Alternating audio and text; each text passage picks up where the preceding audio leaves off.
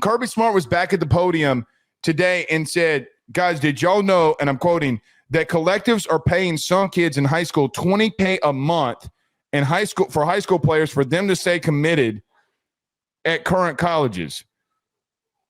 I mean, yeah. I mean, I thought everybody knew this. Am I mean, he's not making a crazy statement. I mean, am I the only one that we all knew this or what? I mean, when states started changing laws that high school players can make NIL, I thought that was a pretty much foregone conclusion, correct?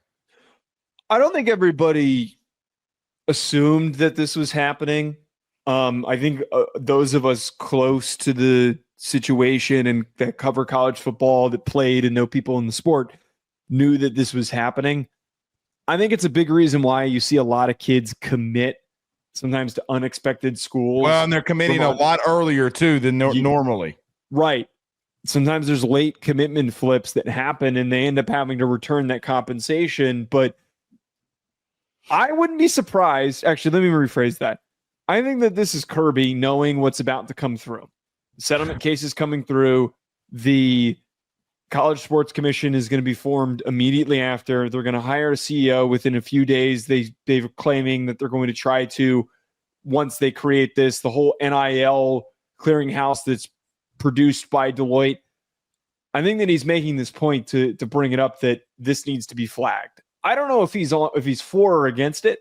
It seems like he's against it based on the way that he's talking about it by referring it to it as an unregulated market. I think he's trying to imply that this should not be legal per NIL, that like this shouldn't be something that you can just do, just hand a kid a check to stay committed to the school. I think that he's, as we just talked about, his mentor, Nick Saban, he is projecting a point in order to get everybody's attention. This got everybody's attention today because it was so ridiculous and out of the ordinary from the normal person's eye, and he wants it flagged for once that clearinghouse is put together by Deloitte. Massive pause, and I don't mean sexual. When you got the number one quarterback in the country, On3 reported within a 12-hour span that the quarterback that you just had committed was doing $1 million deal with Georgia. Yes. So I just want to bring this out. He brings it up, but he's also doing it. So you can call it whatever you want, but you're still doing it. I'm not turning no cheek. I'm not turning no cheek now.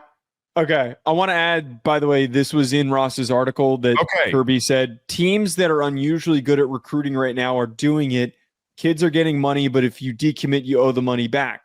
These are high school kids getting money from an entity not affiliated with the university, but as a collective of the university. So he's digging at the fact that schools and I think there's a shot at USC, by the way, because of all the Georgia kids that are committing to USC and then changing their mind last second to come back to Georgia or however it's been panning out.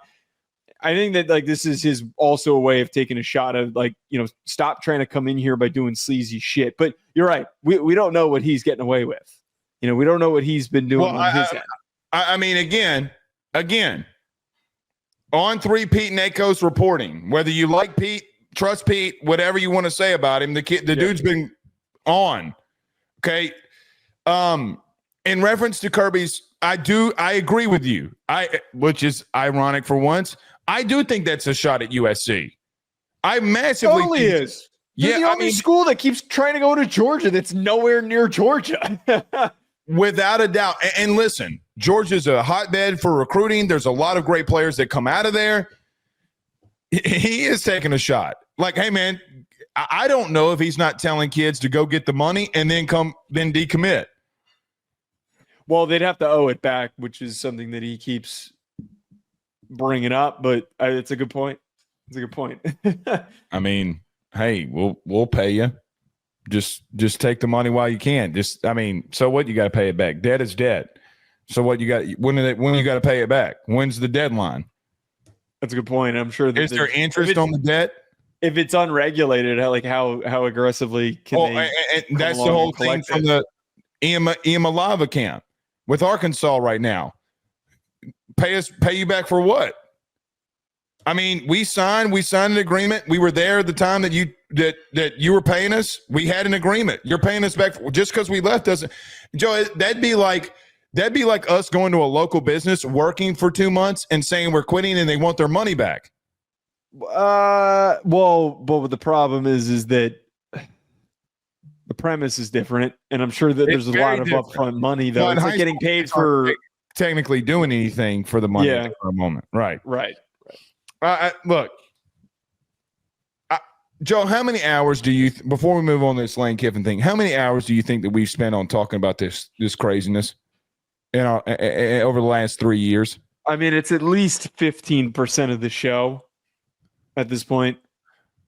Okay, so 20% of the show. So probably a week's worth of our life we've spent our time speaking about this. Oh my God, way more than that. Okay, a month. I think more than that. No, a month sounds too.